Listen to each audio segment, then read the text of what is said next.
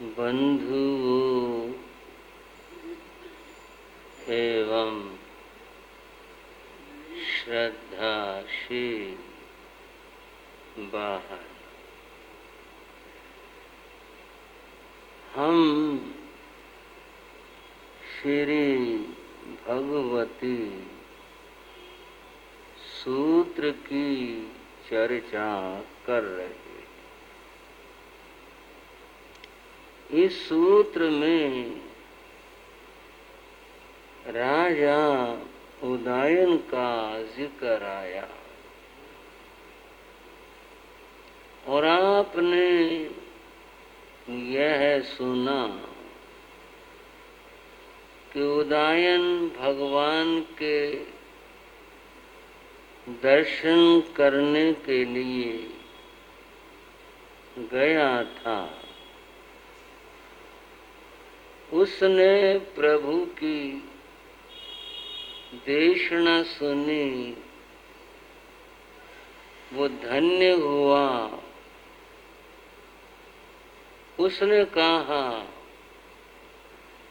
श्रद्धामीणं भन्ते निगंथं पावैण। भगवान में आपके वचनों पर श्रद्धा करता हूं, इन्हें स्वीकार करता हूं। इन वचनों को मैं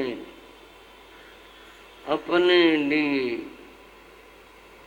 कल्याणकारी मानता हूं।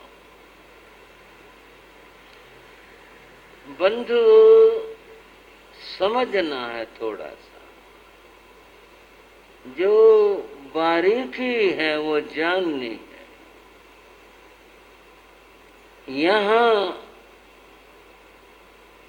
राजा उदयन कहता है, मैं इन वचनों पर श्रद्धा करता हूं। बंधुओं, आपको मैं यह बता दूं, यह भी व्यवहार भाषा है। मैं वचनों पर श्रद्धा करता हूं, श्रद्धा करने की नहीं, आने के होने की चीज। श्रद्धा तो आ जाती, हो जाती, अंतर की अनुभूति है, भीतर की बात है, बस श्रद्धा आ गई। थोड़ा सा समझ लें इस बात को।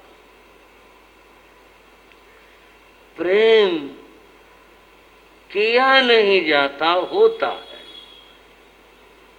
भाइयों श्रावकों, दो मित्र हो, कोई हो, आपको किसी अपने व्यक्ति को, साथी को, मैं आपको प्रेम करता हूं, ये करने का मामला नहीं है, होने का मामला है।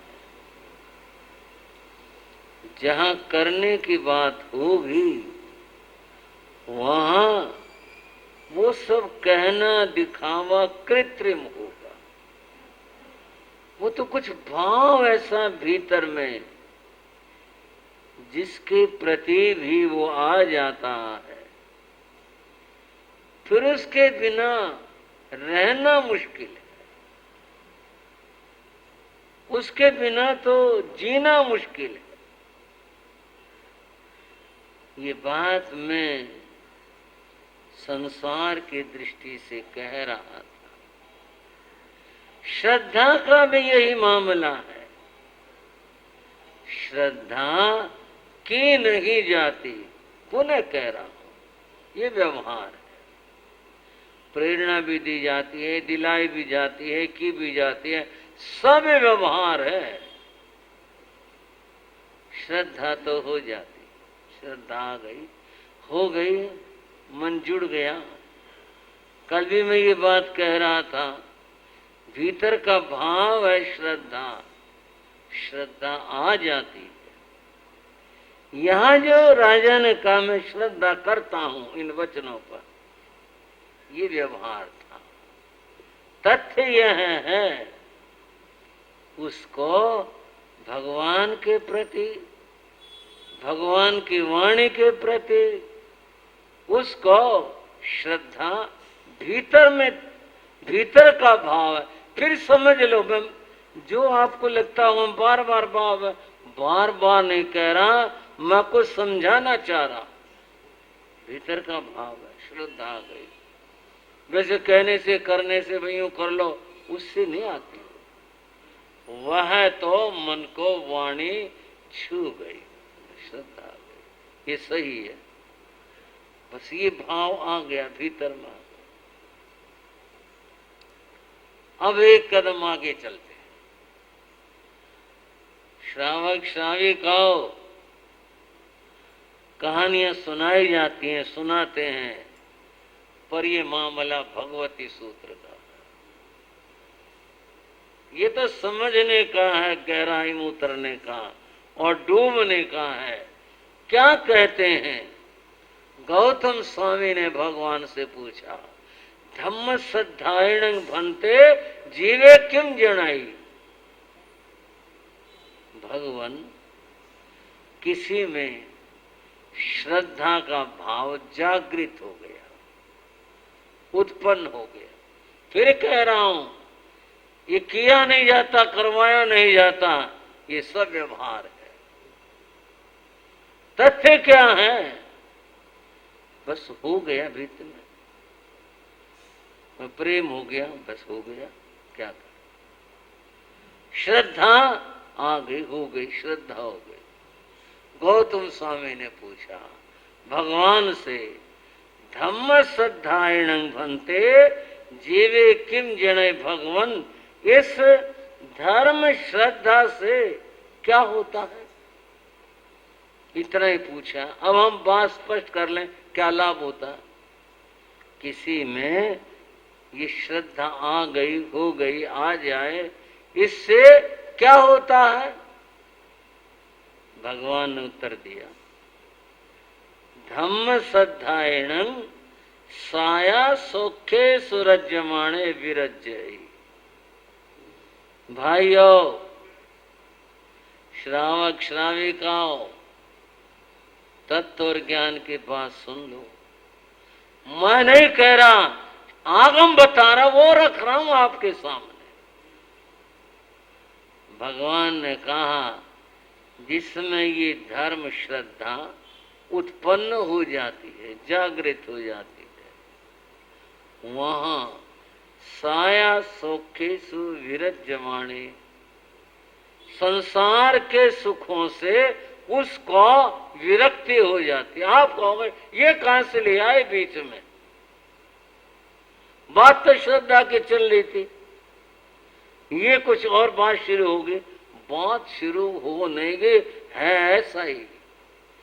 जिसको धर्म श्रद्धा जिसके भीतर में जागृत हो जाती, उत्पन्न हो जाती है, फिर वह संसार के जो सुख हैं उनसे वह विरक्त हो जाता, उसे फिर वो अच्छा नहीं लगता। ये विरक्ति क्यों आती है? इस विरक्ति का कारण क्या है? पहले और बात पूरी सुन लो। आगार धम्मम च चयई अणगारियण जीवे जाग, वो क्षेम करे अवा बाम च सोहम निवत्ते। वह तो घर भी छोड़ देता है, और क्या, साधु बन जाता है, और क्या, वह जितने भी प्रवृत्तियां हैं संसार की, उन सब से विरक्त हो जाता है। संयम प्राप्त करके, अब सुन लो, अवाबाम चल सुनिवृत्ति, वह मुक्ति मोक्ष को प्राप्त कर लेता। इतना काम हो गया। जिसको देव गुरु धर्म में श्रद्धा आई, उत्पन्न हुए, उसके ये यात्रा बनी, वह मोक्ष तक गया। आप कहोगे पास श्रद्धा थी, आगे ठीक हो गया, अब ये और बातें कैसे जुड़ी? और बातें ऐसे जुड़ी। इस बात को मैं मनोविज्ञान के द्वारा बता रहा हूं। आदमी की एक प्रवृत्ति है। प्रवृत्ति क्या है? जब आदमी को कोई अच्छी चीज मिल जाए, श्रेष्ठ चीज मिल जाए, तो वह उसमें लग जाता है। और उससे पहले जो उसके पास में था वह घटिया था, ये वाली चीज बढ़िया है।